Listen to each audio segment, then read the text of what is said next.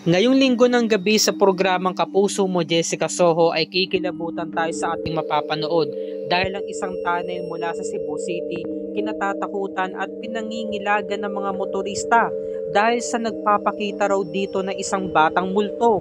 Gaano nga ba ito katotoo?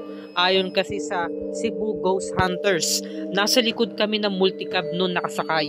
Nagbibideo tapos pinapakiramdaman namin yung buong paligid. Nararamdaman namin na parang mabigat, saka mainit yung hangin. Pakiramdam ko parang may sumasabay nga sa amin pero wala naman tao. Yung dibdib namin nagsumilang, sumikip. Nung nireview namin yung video, doon na lamang namin nakita na may itim na figura na sumilip.